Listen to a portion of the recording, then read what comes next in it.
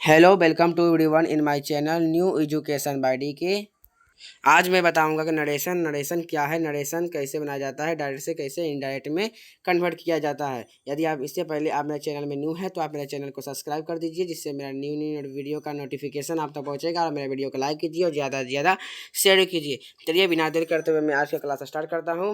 वे narration किसे कहते हैं? Narration when we want to describe what someone said in our own word to someone else। इसका मतलब को क्या हुआ? जब हम एक कथन को अपने शब्दों में जवाब देते हैं तो उसे क्या कहते हैं दोस्तों? नरेशन कहते हैं। चलिए इसको बिना एग्जाम्पल की तरह समझते हैं। एग्जाम्पल जैसे ही सेड टू मी, उसने मुझसे कहा यू आर माई ब्रदर, तुम क्या हो? मेरे भाई हो। इसका क्या हम रिप्लाई दे रहे हैं दूसरे शब्दों में? ही टोल्ड मी, उसी तरह से हुआ, उसने वह जो है मुझे बताया कि यू आर माई ब्रदर, तुम मेरे भाई हो। ये क्या कह रहा था? He said to me you are my brother. इसी तरह से रिप्लाई दे रहे हैं। इसका सेंस क्या हुआ? इसका सेंस भी एक ही है। इसलिए ये क्या स्पीच होगा? ये डायरेक्ट स्पीच होगा तो ये इनडायरेक्ट स्पीच हो गया। कि जब हम रिप्लाई देते हैं तो कौन सा स्पीच में देते हैं रिप्लाई? इनडायरेक्ट स्पीच में देते हैं रिप्लाई। नरेशन दो प्रकार का होता है दोस्तों। नरेशन पहला डायरेक्ट, दूसरा इनडायरेक्ट होता है दोस्तों। तो डायरेक्ट स्पीच किसे कहते हैं? जब वक्ता के कथन को ज्यों का त्यों व्यक्त किया जाता है। जब वक्ता के कथन को ज्यों का त्यों व्यक्त किया जाता है तो उसे क्या कहते हैं? डायरेक्ट स्पीच कहते हैं या डायरेक्ट नरेशन कहते हैं। हमने जो इसके पहले एक एग्जाम्पल दिया था, he said to me you are my brother, just इसका रिप्लाई दिए थे इनडायरेक्ट स्पीच में, he told me that you are my brother. तो इसमें जो ही सेड टू मी ज्यों का त्यों व्यक्त किया जाता है, कथन को ज्यों का त्यों, तो इसका ज्यों का त्यों कौन व्यक्त करेगा? He said to me you are my brother. इसलिए डायरेक्ट स्पीच इसका कौन से होगा? He said to me you are my brother, क्योंकि he told me that you are my brother. ये जो है जियो का त्यों क्या कर रहा है? व्यक्त कर रहा है जियो का त्यों। इसलिए इसका कौन किसका व्यक्त कर रहा है? He said to me you are brother का। इसलिए he said to me you are brother क्या होगा? ये होगा डायरेक्ट स्पीच। दूसरा है इनडायरेक्ट स्पीच। इनडायरेक्ट स्पीच किसे कहते हैं? जब वक्ता के कथन को अपने शब्दों में व्यक्त किया जाता है तो उसे इनडायरेक्ट स्पीच या इनडायरेक्ट नरेशन कहते हैं। जब वक्ता के कथन को, जो डायरेक्ट स्पीच के कथन को अपने शब्दों में रिप्लाई देते हैं, अपने शब्दों में क्या करते हैं? व्यक्त करते हैं, तो ही उसे ही हम लोग इनडायरेक्ट स्पीच या इनडायरेक्ट नरेशन कहते हैं। इनडायरेक्ट स्पीच के एक नोट्स में दिए हैं। इनडायरेक्ट स्पीच में वक्ता के कथन का आशय नहीं बदलता है, केवल कथन का तरीका बदलता है। कहने का मतलब इनडायरेक्ट स्पीच में वक्ता के कथन का आशय नहीं बदलता, मतलब सेंस जो है बदलता नहीं है। जिससे कैसे मैं आपको ऊपर में बताया था कि he said to me you are my brother, इसका भी जस्ट जो रिप्लाई दिए थे उसका भी सेंस एक ही है। He told me you are my brother, उसका भी सेंस ही एक ही है। वो कहा, उसने कहा, ऊपर में था कि कहा, नीचे में बताया, सेंस तो एक ही हुआ ना। इसलिए बोल रहा है इनडायरेक्ट स्पीच में वक्ता के कथन का आशय नहीं बदलता है, केवल क्या बदलता है? केवल कथन बदलता है, लिखने का तरीका बदलता है, बोलने का तरीका बदलता है। उसके बाद आपको समझना है रिपोर्टिंग वर्ब। रिपोर्टिंग वर्ब किसे कहते हैं? इन्वर्टेड कोमा के बाहर जो सेंटेंस रहता है, इन्वर्टेड कोमा के बाहर जो सेंटेंस रहता है उसके वर्ब को रिपोर्टिंग वर्ब कहते हैं। आपको इन्वर्टेड कोमा पता होना चाहिए कि इन्वर्टेड कोमा किसे कहते हैं। इन्वर्टेड कोमा जो है दो गो यहाँ साइन लगा हुआ है। क्या लगा हुआ है? साइन दो गो। इसे ही हम लोग क्या कहते हैं? इसे ही हम लोग इन्वर्टेड कोमा कहते हैं। इन्वर्टेड कोमा के अंदर ये जो सेंटेंस है, राम सेड, राम कहा, I am fine, I am fine किसके अंदर है? इन्वर्टेड कोमा के अंदर है। ऐसे क्या कर रहा है? इन्वर्टेड कोमा के बाहर। इन्वर्टेड कोमा के बाहर कौन सा सेंटेंस है? राम सेड, राम कहा, राम कहा। ये सेंटेंस क्या हुआ? इसमें रिपोर्टिंग वर्ब हुआ। रिपोर्टिंग वर्ब स्पेशल खोजे तो वर्ब इसमें कौन सा हुआ? इसमें सेड जो है वर्ब हुआ, इसलिए मैंने इंडिकेट कर दिया था। चलिए इसको हम इरेज कर देते हैं। यहाँ पे इरेज है, देखिए रिपोर्टिंग वर्ब मैंने इसको पहले लिख दिया था आरबी शॉर्ट फॉर्म में। रिपोर्टिंग वर्ब से संकेत करते हैं आरबी से। दूसरा टॉपिक आपको समझना है कि रिपोर्टेड स्पीच किसे कहते हैं। रिपोर्टेड स्पीच इन्वर्टेड कोमा के अंदर जो सेंटेंस रहता है, इसमें बाहर था, इसमें क्या था? बाहर। इसमें क्या बोला? इसमें अंदर जो सेंटेंस रहता है उससे रिपोर्टिंग स्पीच कहते हैं। इसे क्या कहते हैं? जो इन्वर्टेड कोमा के बाहर आता है, उस अंदर आता है, उसे हम लोग रिपोर्टेड स्पीच बोलते हैं। इन्वर्टेड कोमा के अंदर ये सेंटेंस था, रिपोर्टेड कोमा के बाहर कौन सा सेंटेंस होगा? ये बाहर था, अंदर में आई एम फाइन क्या हुआ? इसका रिपोर्टेड स्पीच हुआ। इसका भी एक एग्जांपल लिए हैं। चलिए इसका भी एग्जांपल के माध्यम से आपको समझा देते हैं। इसका एग्जांपल था Mohan said I am going, इसमें थोड़ा सा ऐसे हो गया है, इरेज हो गया है, इसलिए नहीं दिख रहा होगा बढ़िया से। आई एम गोइंग है, आई एम गोइंग, या इन्वर्टेड कोमा क्या है, या इन्वर्टेड कोमा के अंदर है, इसलिए क्या होगा, ये रिपोर्टेड स्पीच होगा। आई एम गोइंग क्या होगा, ये रिपोर्टेड स्पीच हो गया। जितना भी नरेशन का बेसिक स्ट्रक्चर, स्ट्रक्चर नहीं मतलब कॉन्सेप्ट, जितना भी नरेशन का बेसिक कॉन्सेप्ट था मैंने आपको बता दिया। ग्रामर सेक्शन में चलते हैं तो मैंने आपको खत्म कर दिया नरेशन, डायरेक्ट इनडायरेक्ट बताकर, रिपोर्टिंग वर्ब और रिपोर्टेड स्पीच बताकर ही। लेकिन जब कहा जाता है कि आप बनाने समय काम आता है जनरल रूल। नरेशन के कुछ जनरल रूल होते हैं, कुछ स्पेशल रूल होते हैं। जनरल रूल मैं इस क्लास में आपको क्लियर कर दूंगा, लेकिन स्पेशल रूल मैं आपको नरेशन पार्ट 2 क्लास में बताऊंगा। जनरल रूल इसलिए ज़रूरी है क्योंकि जब हम नरेश डायरेक्ट से इनडायरेक्ट में बदलते हैं तब मुझे कुछ रूल नहीं पता होता, इसलिए मैं आपको रूल पहले ही बता देता हूँ कि जिससे आपको डायरेक्ट से इनडायरेक्ट में कन्वर्ट करना पड़ेगा, तो उसमें कोई भी दिक्कत आपको नहीं होगी। चलिए हम आपको जनरल रूल बताते हैं। जनरल रूल, से किस में बदल जाता है, टेल में बदल जाता है। सेज किस में बदल जाता है, टेल्स में बदल जाता है। चलिए इसको हम एग्जाम्पल के माध्यम से आपको समझा देते हैं। मान लीजिए एग्जाम्पल में क्या है, he said to me you are my brother. यहाँ सेड है, यहाँ पर मान लीजिए क्या होना चाहिए, यहाँ पर से हो जाता है। यहाँ पर क्या हो जाता है, से। तो आप यहाँ पर क्या लिखते हैं, यहाँ पर लिखते हैं ही टेल। यहाँ पर क्या लिखते हैं, he tell me that you are my brother. वही कह रहा था, आपका से जो है टेल में बदल जाता है। से किस में बदल जाता है, टेल में। ठीक उसी जगह यहाँ पर क्या लगा रहता है, सेज। यहाँ पर एस लगा देता है, सेज। तो आप यहाँ क्या लिख देते हैं, यहाँ लिख देते हैं tells. He tells me that you are my brother. अब दूसरा रूल है, यदि रिपोर्टिंग वर्ब में ऑब्जेक्ट रहता है, यदि रिपोर्टिंग वर्ब में ऑब्जेक्ट रहता है तब सेड टू लगा रहता है उसमें। सब जब सेड टू लगा रहता है जगह पर हम लोग क्या किसका यूज करते हैं, टोल्ड यूज करते हैं। जब कब, जब ऑब्जेक्ट लगा रहता है। चलिए अब इसको भी एग्जांपल के माध्यम से समझते हैं। दूसरा रूल क्या था, यदि रिपोर्टिंग वर्ब में ऑब्जेक्ट रहता है तब सेड टू की जगह पर क्या यूज करते हैं, टोल्ड यूज करते हैं। लेकिन यहाँ पर देखिए, ये रिपोर्टिंग वर्ब में जो है ऑब्जेक्ट नहीं है। क्या ऑब्जेक्ट नहीं है, इसलिए मैं जो है इसमें क्या इसमें यूज नहीं करेंगे। लेकिन आप तीसरा में जब रूल में चलते हैं, चलिए हम आपको तीसरा रूल में भी ले चलते हैं। तो तीसरा है कि डायरेक्ट स्पीच को इनडायरेक्ट में परिवर्तन करने के लिए नहीं, ये तीसरा रूल है। मतलब किसी को जो स्लाइड से इंडिकेट किए हैं लाइन, मतलब कि यदि रिपोर्टिंग वर्ब में ऑब्जेक्ट नहीं रहता है, यदि रिपोर्टिंग वर्ब में ऑब्जेक्ट नहीं रहता है तब सेड टू की जगह पर हम लोग क्या यूज करते हैं, सेड यूज करते हैं। जब ऑब्जेक्ट नहीं रहता। उसी तरह से आप यहाँ पर क्या था, सेड नहीं था, इसमें इसमें क्या था, इसमें ऑब्जेक्ट नहीं है। तो ऑब्जेक्ट नहीं है तो इसमें क्या यूज करेंगे, इसको जब बनाएंगे मतलब इसको जब इनडायरेक्ट स्पीच में कन्वर्ट करेंगे तो इसके जगह पर क्या यूज करेंगे हम लोग, टेल टेल नहीं, सेड ही यूज करेंगे क्योंकि इसमें ऑब्जेक्ट नहीं है। यदि ऑब्जेक्ट रहेगा, यदि मान लीजिए राम सेड टू मी यहाँ रहा, राम सेड टू मी रहा, तो आप इसमें क्या करें, इसमें क्या है, ये क्या है, यह ऑब्जेक्ट है। जब ऑब्जेक्ट रहेगा तो आप क्या करेंगे, इसमें सेड के टू के जगह पर आप वहाँ पर टोल्ड यूज करेंगे।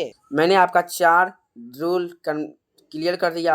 अब मैं 5वां रूल में चलता हूँ। 5वां रूल में क्या है, डायरेक्ट स्पीच को इनडायरेक्ट स्पीच में परिवर्तन करते समय इन्वर्टेड कोमा को हटाकर डायरेक्ट यूज करते हैं। डायरेक्ट स्पीच को जब इनडायरेक्ट स्पीच में कन्वर्ट करते हैं, परिवर्तन करते हैं, तो इन्वर्टेड कोमा लगा रहता है। क्या लगा रहता है, या ऐसे करके दोनों साइड में इन्वर्टेड कोमा लगा रहता है। तो इन्वर्टेड कोमा को जब रिमूव करते हैं, इसको क्या करते हैं, रिमूव करते हैं, तो क्या लगाते हैं, इसको पहले हम इरेज कर देते हैं। इरेज करने के बाद आपको बताएंगे क्या लगाते हैं। ये इरेज कर दिए तो उसके बाद क्या लगाते हैं दोस्तों, इसके बाद इसके बदले हम लगाते हैं डाइट। इसके बदले हम क्या लगाते हैं, इसके बदले हम लगाते हैं क्या, डाइट लगाते हैं। कि डाइट से इनडाइरेक्ट में परिवर्तन करते हैं, इन्वर्टेड कोमा को हटाते हैं, ही इन्वर्टेड कोमा है, इन्वर्टेड कोमा को हटा देते हैं तो उसके जगह पर क्या यूज कर देते हैं, डाइट यूज कर देते हैं। 5वां क्या है, 5वां रूल, यदि डायरेक्ट स्पीच में रिपोर्टिंग वर्ब यदि प्रेजेंट या फ्यूचर में हो, यदि डायरेक्ट स्पीच में रिपोर्टिंग वर्ब भी आपको बता दिए हैं, रिपोर्टिंग वर्ब यदि प्रेजेंट टेंस या फ्यूचर टेंस में हो तो इनडायरेक्ट स्पीच में परिवर्तन करते समय रिपोर्टिंग स्पीच के टेंस में कोई परिवर्तन नहीं होता है। आपको बताया था कि रिपोर्टिंग वर्ब किसे कहते हैं। जैसे मान लीजिए Ram said I am fine, Ram said, तो सेड क्या हुआ, इसमें रिपोर्टिंग वर्ब हुआ। सेड रिपोर्टिंग वर्ब हुआ। यही सेड यदि से या सेज रहता, यही रिपोर्टिंग वर्ब से या सेज रहता तो हम क्या करते हैं, इसमें जब प्रेजेंट या फ्यूचर में हो गया, प्रेजेंट में हो गया, यही रहता बिल से या बिल सेज, तो ये फ्यूचर में हो जाता। प्रेजेंट या फ्यूचर ही कह रहा है कि यदि प्रेजेंट या फ्यूचर में हो रिपोर्टिंग वर्ब, यदि प्रेजेंट या फ्यूचर में हो तो इनडायरेक्ट स्पीच में परिवर्तन करते समय रिपोर्टिंग स्पीच के टेंस में कोई परिवर्तन नहीं होता है। इसके मैं आगे जब आगे जाऊंगा तो आपको बताऊंगा कि टेंस कौन से टेंस में कौन से परिवर्तन होता है, लेकिन यही बताऊंगा प्रेजेंट फ्यूचर कभी भी बदलता नहीं है। मतलब कहने का मतलब यदि रिपोर्टिंग वर्ब प्रेजेंट या फ्यूचर में हो, प्रेजेंट या फ्यूचर में हो तो क्या होता है, वह कभी भी इनडायरेक्ट स्पीच में परिवर्तन करते समय उसमें इन्वर्टेड कॉमा के अंदर जो सेंटेंस है वो नहीं बदलता है। आपका पांचों जेंडर रूल खत्म कर दिए। अब आपका एक और है चेंज ऑफ पर्सन। ये नरेशन का सबसे बड़ा रूल है, इसको आपको समझना इम्पोर्टेंट। क्या वीवीआई, MVVI इम्पोर्टेंट है, मतलब most very very important. Change of person में आपको हमेशा याद रखना चाहिए, याद रखना होगा SON रूल। SON मतलब बेटा होता है, सन सन मतलब बेटा, लेकिन आपको हमेशा याद रखना चाहिए कि सन का इंग्लिश क्या होता है, SON। सन सन मीन्स बेटा, SON ही याद होना चाहिए, सन नहीं याद होना चाहिए, SON। एस को हम जो 1 से इंडिकेट किए हैं और O को 2 से इंडिकेट किए हैं, तो N को 3 से इंडिकेट किए हैं। 1 को हम क्या माने हैं, 1 को फर्स्ट पर्सन माने हैं, 2 को सेकेंड पर्सन माने हैं और 3 को थर्ड पर्सन माने हैं। तो आखिर जिस फर्स्ट पर्सन बोलते हैं किसको है, आई और बी को first person, second person you को, third person he she it name ETC को। यदि आप पर्सन का फुल वीडियो देखना चाहते हैं तो आप मेरे चैनल में जाकर पर्सन वीडियो देख सकते हैं, लेकिन इसको शॉर्ट फॉर्म में आप भी बता देता हूँ और बता दिया हूँ। अब एस को क्या बोलते हैं, एस मतलब सब्जेक्ट हो गया, ओ मतलब ऑब्जेक्ट हो गया, एन मतलब क्या हो गया, not change. Subject object not change. SO का फुल फॉर्म क्या हो जाएगा, subject object not change. First person FP का शॉर्ट फॉर्म में लिखे हैं, फर्स्ट पर्सन को FP और सेकेंड पर्सन को SP लिखे हैं शॉर्ट फॉर्म में, और थर्ड पर्सन को शॉर्ट फॉर्म में TP लिखे हैं थर्ड पर्सन। अब फर्स्ट पर्सन सब्जेक्ट के अनुसार चेंज होता है। फर्स्ट पर्सन यदि आ गया तो सब्जेक्ट के अनुसार चेंज होता है, या सेकेंड पर्सन आ गया तो ऑब्जेक्ट के अनुसार चेंज होता है, यदि थर्ड पर्सन आ गया तो नो चेंज होता है। चलिए आपको समझ नहीं आया होगा कैसे चेंज करेंगे, तो हम आपको बता देते हैं कि कैसे चेंज किया जाता है नरेशन को डायरेक्ट से इनडायरेक्ट में परिवर्तन करते समय। चलिए हम कुछ एग्जाम्पल के माध्यम से मैं आपको बताता हूँ कि कैसे चेंज ऑफ पर्सन चेंज किया जाता है। जैसे अब एग्जाम्पल है, यू सेड टू हिम, वह उससे कहता है I am a good boy, मैं एक अच्छा लड़का हूँ। हमेशा आपको याद होना चाहिए कि इन्वर्टेड कोमा के अंदर ही ये जेंडर रूल काम करता है। तो change of person, change of person I क्या है, फर्स्ट पर्सन है। फर्स्ट पर्सन आपको बता दिए तो फर्स्ट पर्सन आई और बी है। फर्स्ट पर्सन में आपको लिखाए थे कि फर्स्ट पर्सन सब्जेक्ट के अनुसार चेंज होता है, तो किसके सब्जेक्ट के, तो रिपोर्टिंग वर्ब वाले सब्जेक्ट के अनुसार चेंज करते हैं। रिपोर्टिंग वर्ब में कौन सा सब्जेक्ट है, यूज सब्जेक्ट है। तो फर्स्ट पर्सन ये हुआ, फर्स्ट पर्सन सब्जेक्ट के अनुसार, ये क्या है, सब्जेक्ट है। फर्स्ट पर्सन सब्जेक्ट के अनुसार उसी तरह से लिखे हैं नीचे में, रिप्लाई दिए हैं इनडायरेक्ट स्पीच में, यू टोल्ड हिम, वह you told him that. Inverted coma के हटा क्या लगाते हैं, डैट। हम आपको जनरल रूल में बता दिए हैं कि इन्वर्टेड कोमा को हटाते हैं तो क्या लगाते हैं, that you were a good boy. यहाँ आई लगना चाहिए था, लेकिन क्या हुआ, मैं आपको चेंज ऑफ पर्सन बताया हूँ कि फर्स्ट पर्सन सब्जेक्ट के अनुसार चेंज होता है। फर्स्ट पर्सन सब्जेक्ट के अनुसार, सब्जेक्ट क्या है, यू है, तो यहाँ पर क्या आ जाएगा, you were a good boy. मैं आपको बताऊंगा अभी कुछ रूल, जो एम है इज आर एम तो वाज वेयर में बदल जाता है। दूसरा था कि सेकेंड पर्सन ऑब्जेक्ट के अनुसार बदलता है। दूसरा, he said to me you are a good boy, you are a boy. इसमें यू क्या है, यू सेकेंड पर्सन है तो सेकेंड पर्सन ऑब्जेक्ट के अनुसार चेंज होता है। मी क्या है, मी ऑब्जेक्ट है, सेकेंड पर्सन ऑब्जेक्ट के अनुसार चेंज होता है। इनडायरेक्ट रिप्लाई दिए हैं, ही टोल्ड मी डैट आई मी जो है आई में बदल जाता है। आप केस पढ़े होंगे तो आप केस नहीं, आप केस का वीडियो देखना चाहते हैं फुल, तो आप मेरे यूट्यूब चैनल में जाएं और उससे भी केस का फुल वीडियो देख लें। मी आई में बदल जाता है, क्यों, तो केस के कारण। आई was a boy, you second person था, सेकेंड पर्सन ऑब्जेक्ट के अनुसार बदलता है, इसलिए यू मी में था, मी केस के कारण आई में बदल गया, I was a boy. Third person क्या था, third person no change. Third person में क्या होता है, नो चेंज। उसी का ही said to me Bishu is ready, Bishu is ready. Bishu क्या है, लड़का है। लड़का में हमेशा याद रखना चाहिए, जब आप इजाडम का प्रयोगी पढ़े होंगे तभी आपको पता लग गया होगा कि लड़का में ही लगाते हैं तो लड़की में सी लगाते हैं। ऐसे इसमें चेंज नहीं होता है, लेकिन यदि इसमें दूसरा चीज रहता है, इसमें ही रहता, यदि ही क्या थर्ड पर्सन है, पहले से यहाँ पर ही रहता बिशु के जगह पर, तो इसमें कोई भी चेंज नहीं होता। लेकिन यहाँ लड़का का नाम दे दिए हैं इसलिए इसमें ही हो जाएगा। लड़की का नाम देते हैं, जैसे सीता देते हैं, सीता इज रेडी, तो सीता की जगह सी लगा देते हैं, सी वाज रेडी। चलिए मैं आपको चेंज ऑफ पर्सन के बारे में बता दिया हूँ, कैसे चेंज ऑफ पर्सन होता है, कैसे चेंज होता है। एग्जाम्पल के माध्यम से मैं भी आपको बता दिया हूँ कैसे चेंज ऑफ पर्सन किया जाता है डायरेक्ट से इनडायरेक्ट स्पीच में बदलते समय।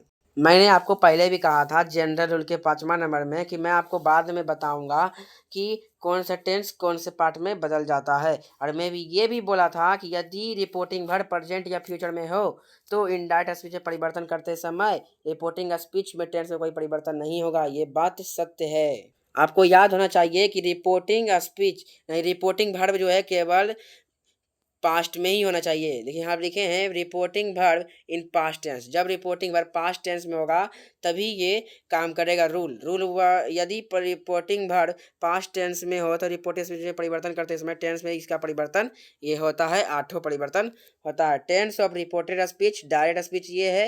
ये क्या है? डायरेक्ट स्पीच है, तो ये इनडायरेक्ट स्पीच है। यदि रिपोर्टिंग वर्ब पास्ट में हो और उसके बाद वो अगला सेंटेंस और रिपोर्टेड स्पीच प्रेजेंट इंडेफिनिट में हो तो वह पास्ट इंडेफिनिट में बदल जाएगा। और प्रेजेंट कॉन्टिन्यूस में रहेगा तो पास्ट कॉन्टिन्यूस में बदल जाएगा। और यदि प्रेजेंट परफेक्ट टेंस में रहेगा तो पास्ट परफेक्ट टेंस में बदल जाएगा। यदि प्रेजेंट परफेक्ट कॉन्टिन्यूस टेंस में रहेगा तो पास्ट परफेक्ट कॉन्टिन्यूस टेंस में बदल जाएगा। और यदि पास्ट इंडेफिनिट टेंस में रहेगा तो पास्ट परफेक्ट टेंस में बदल जाएगा। यदि पास्ट कॉन्टिन्यूस टेंस में है तो पास्ट परफेक्ट कॉन्टिन्यूस टेंस में बदल जाएगा। यदि पास्ट परफेक्ट टेंस में है तो नहीं चेंज होगा। No change of tense, tense का परिवर्तन नहीं होगा। फिर past perfect continuous tense, past perfect continuous tense भी रहेगा तो नो चेंज ऑफ टेंस, इसमें भी चेंज नहीं होगा। चलिए इसको शॉर्ट फॉर्म बता देता हूँ। यदि रिपोर्टेड स्पीच इतना 8 वाक्य में रहा तो ये 8 वाक्य का इसका जस्ट अपोजिट जो दिए हैं ये 8 वाक्य में बदल जाएगा। वाक्य नहीं समझिए, रूल। अब कुछ फ्यूचर सेंटेंस है जो भी चेंज होता है रिपोर्टेड में। यदि रिपोर्टेड स्पीच में सेल या बिल लगा हो, सेल या बिल लगा हो, यदि सेड हो, यदि रिपोर्टिंग वर्ब पास्ट में हो तभी बदलता है। दोस्तों हम आपको बार बार रिवाइज करा रहे हैं, आप ये मिस्टेक कभी नहीं कीजिएगा। फिर से बोल देता हूँ, यदि रिपोर्टिंग वर्ब पास्ट में हो तब रिपोर्टेड स्पीच में सेल या बिल यूज रहे तो शुल्ड उल्ड में बदल जाएगा। यदि कैन यूज रहे तो कुल्ड में बदल जाएगा। यदि मे यूज रहे तो माइट में बदल जाएगा। यदि कुल्ड या शुल्ड या माइट लगा रहे पहले इसे तो जनरल नो चेंज, जनरली जो है नहीं चेंज होता है, क्योंकि इसका जो हम लोग पहले ही से क्या करते हैं इसमें तीनों में यूज कर लेते हैं। इसलिए यदि पहले से लगा रहता है कुल्ड शुल्ड माइट तो इसमें जनरली नो चेंज होता है। उसके बाद इज आर एम आपको पहले ही बताए थे, जब आपको शायद 5 गो एग्जाम्पल के माध्यम से नहीं चेंज ऑफ पर्सन के एग्जाम्पल बता रहे थे तभी बताए थे। इज आर एम जो है वाज वेयर में बदल जाता है। इसी का फिर बता हूँ, इज आर एम यदि reported speech is are am का प्रयोग रहे तो वाज वेयर में क्या हो जाता है? वाज वेयर में बदल जाता है। उसके बाद है हैव हैज जो हेड में बदल जाता है। यदि हैव हैज यूज रहे तो हेड में बदल जाता है। यदि वाज वेयर यूज रहे तो हेड बीन में बदल जाता है। यदि head two plus V1 use रहे रिपोर्टेड स्पीच में तो head two plus V1 use होगा।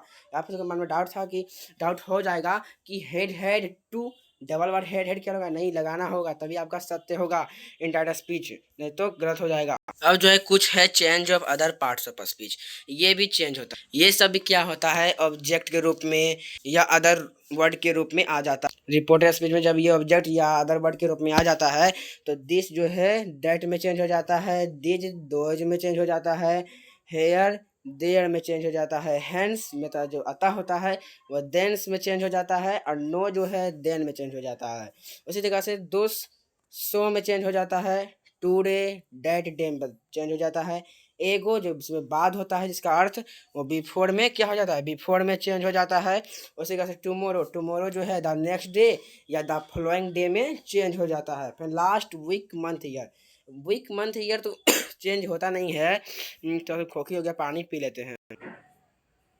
हाँ हम आपको बता रहे थे कि लास्ट वीक मंथ ईयर तो चेंज होता नहीं है, लेकिन लास्ट चेंज होता है। लास्ट का मतलब प्रीवियस लास्ट का चेंज होता है जो प्रीवियस होता है। उसी तरह से यस्टरडे भी द प्रीवियस डे में चेंज हो जाता है। थोड़ा सुन लिखा गया इरेज हो गया, अभी बोल देता हूँ, आप लिख लीजिएगा, नोट कर लीजिएगा, द प्रीवियस डे। उसके बाद है द लास्ट फॉर नाइट आपको पहले बताया था लास्ट में बदलता है the previous for night, the day before yesterday the day before the previous day. इतना ही जनरल नरेशन में चेंज होता है। यदि आप इतना बढ़िया से समझ जाते हैं तो आपको डायरेक्ट नरेशन से इनडायरेक्ट नरेशन में चेंज करने में आपको कोई भी प्रकार की दिक्कत नहीं होगी। यदि आप हाई क्लास में चल गए हैं तो हाई क्लास के लिए मैं नरेशन पार्ट 2 में बताया हूँ स्पेशल स्ट्रक्चर, आप वो भी वीडियो देख लें हो। और याद रखिएगा कि जनरल स्ट्रक्चर याद छोड़ देंगे और स्पेशल स्ट्रक्चर याद कर लेंगे तो नरेशन बन जाएगा नहीं, ये आपको बड़ी बड़का भूल होगी। नहीं, आपको जनरल स्ट्रक्चर जनरल रूल के साथ साथ आपको स्पेशल रूल भी आपको याद करना पड़ेगा, तभी आपका नरेशन पूरा तरीका से क्लियर हो जाएगा। आप किसी भी प्रकार के डायरेक्ट नरेशन को इनडायरेक्ट नरेशन में कन्वर्ट कर सकते हैं। मैंने आपको स्टेप बाय स्टेप बदलते सिखा दिया, रूल के साथ में एग्जाम्पल के साथ में आपको बताया कि कैसे बदला जाता है डायरेक्ट से इनडायरेक्ट में। यदि आप डायरेक्ट से इनडायरेक्ट में परिवर्तन करना सीख चुके हैं तो आप ये पांचों डायरेक्ट स्पीच को आप कमेंट में बताइए इनडायरेक्ट स्पीच में बदल। मैं पहले ही आपको डायरेक्ट स्टेप बाय स्टेप बता दिया हूँ कि कैसे चेंज किया जाता है, तब पर भी मैं आपको बता देता हूँ एक नंबर को चेंज करके। He said to me I am your friend. Question क्या था? He said to me I am your friend. इसमें क्या है? रिपोर्टिंग वर्ब पास्ट में है तो रिपोर्टेड स्पीच का वाक्य क्या होगा? चेंज होगा। रिपोर्टेड स्पीच में क्या यूज किया गया? इज आर एम, तो किस में चेंज हो जाएगा? वाज वेयर में चेंज हो जाएगा। एक चीज और आपको बताए थे कि ही सेड टू मी, इसमें क्या है? ऑब्जेक्ट है तो सेड मी की जगह क्या है इसमें यूज हो जाएगा? इसमें टोल्ड यूज हो जाएगा, इसलिए इसमें ही की जगह पर ही रहेगा। ही सेड टू की जगह पर हमको बताए थे, सेड टू की जगह पर क्या यूज हो जाएगा? He told. अब मी एम रहेगा, उसके बाद इन्वर्टेड कोमा को हटाएंगे तो क्या लगेगा? डैट लगेगा। उसके बाद क्या था? He said to me I am your friend. I क्या है? फर्स्ट पर्सन सब्जेक्ट के अनुसार ही जैसे सब्जेक्ट क्या था? ही, डेट के बाद क्या लगेगा? ही टोल्ड मी डैट ही। उसका इज आर एम का प्रयोग हुआ है तो आपको ही के साथ कौन सा लगता है? वाज की बियर, ही के साथ वाज लगता है। इजारों के बाद क्या था? योर फ्रेंड, तो योर फ्रेंड क्या होगा? चेंज नहीं होगा, इसलिए योर फ्रेंड की जगह पर योर फ्रेंड ही रहेगा। योर फ्रेंड ये मैंने आपको एक नंबर का डायरेक्ट इनडायरेक्ट स्पीच में बता दिया हूँ और आपको पहले ही बता दिया था स्टेप बाय स्टेप कैसे चेंज किया जाता है। जनरल बताया, उसके एग्जांपल के माध्यम से एक समझाया था, स्टेप बाय स्टेप बताया था और एक बता दिया हूँ कि कैसे चेंज किया जाता है। अब आप चारों आप कमेंट में बताइए इस इनडायरेक्ट स्पीच में कन्वर्ट करके। ये चारों जो है आपका जनरल रूल से ही बन जाएगा, इसमें स्पेशल रूल नहीं प्रवेश किया हूँ। जब मैं नेक्स्ट पार्ट में स्पेशल रूल बताऊंगा तो स्पेशल रूल से आपको क्वेश्चन बनाने दूंगा। आज का क्लास खत्म हुआ दोस्तों। आज का क्लास था कि जनरल रूल ऑफ नरेशन बताना था, जनरल रूल ऑफ नरेशन आपको बता दिए हैं। अब दूसरे पार्ट में बताऊंगा स्पेशल रूल ऑफ नरेशन। ये केवल हाई बच्चे ही देखेंगे जो हाई स्कूल में प्रवेश कर चुके हैं, लेकिन लो क्वालिटी वाला स्कूल मतलब मीडियम स्कूल वाले बच्चे नहीं देखेंगे क्योंकि इसमें से समझने में दिक्कत हो जाएगी क्योंकि वह थोड़ा हार्ड है। मीडियम वाले बच्चे यही वीडियो पढ़ के और स्पेशल स्ट्रक्चर नहीं पढ़ेंगे क्योंकि उससे थोड़ा हाई है, समझने में दिक्कत हो जाएगा। जब आप हाई स्कूल में जाइएगा तो आप ये हाई वाला मतलब स्पेशल स्ट्रक्चर पढ़ लीजिएगा। चलिए आज के लिए इतना ही। और मैं फिर से आपको कह देता हूँ, यदि आप मेरे चैनल में न्यू हैं तो आप मेरे चैनल को सब्सक्राइब कर दीजिए जिससे मेरा न्यू वीडियो का नोटिफिकेशन आप तक पहुँचेगा। और मेरे वीडियो को लाइक कीजिए और ज़्यादा से ज़्यादा शेयर भी कीजिए। धन्यवाद। चलिए हम अब नेक्स्ट पार्ट में मिलते हैं स्पेशल स्ट्रक्चर ऑफ